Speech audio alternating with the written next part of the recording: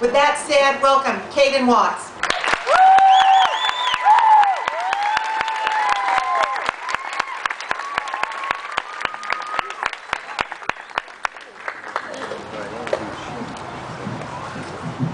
Hi everyone.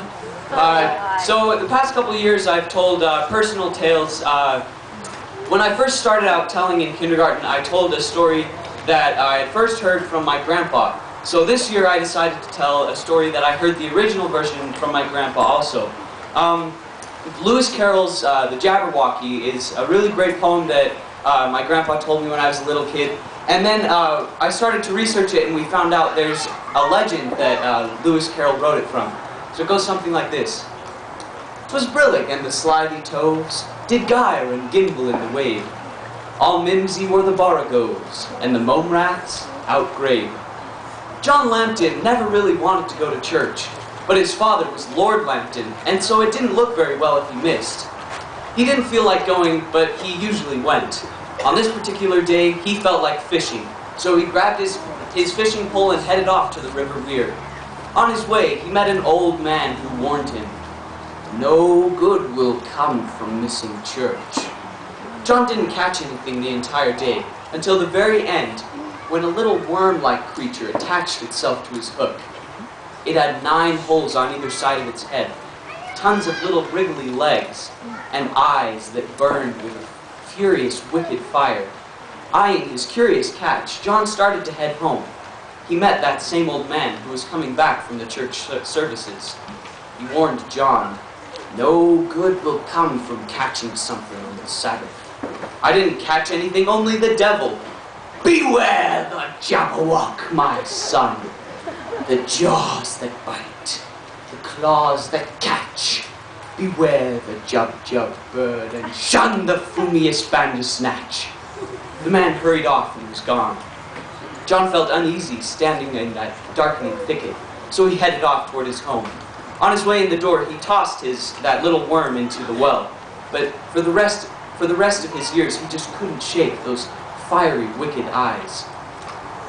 Now, to repent for his youthful rebellion, John decided he would join the Crusades when he got older. But as John grew up, that worm grew too. It finally got big enough to move out of the well, and fed fresh from the livestock of the village, it soon grew big enough to wrap itself around a hill in Fatfield. The villagers began to notice as their cows went missing. They stopped producing milk. Even small children began to disappear. Finally, Lord Lambton managed to pacify the beast by supplying it with the milk of 10 good cows every day in a stone trough.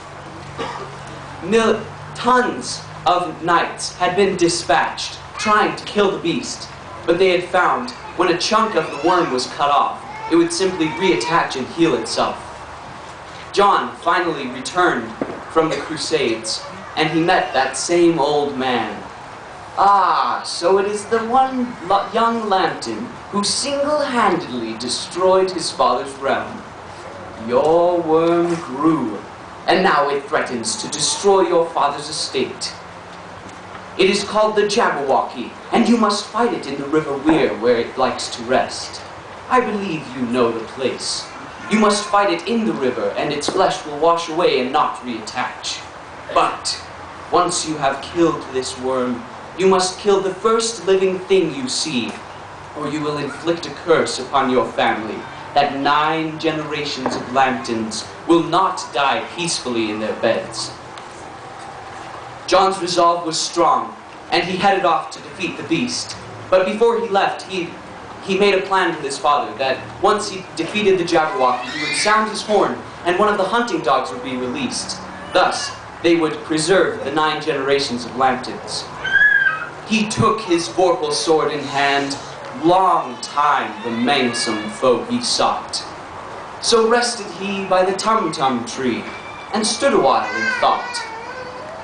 And as in uffish thought he stood, the Jabberwock, with eyes of flame, came whiffling through the tulgey wood, and burbled as it came. 1, 2, 1, 2, and through!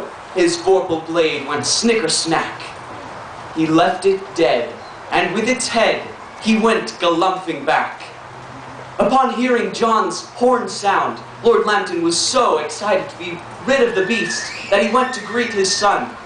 "And hast thou slain the Jabberwock? Come to my arms, my beamish boy. O frabjous day, callooh, callay," he chortled in his joy. It is said that John just could not bring himself to kill his father, the first living thing he had seen. And so, it wasn't until the 10th generation that a Lambton finally died peacefully in his bed. 'Twas brillig and the slithy toves did gyre and gimble in the wave. All mimsy were the borrigos, and the moat rats outgrave.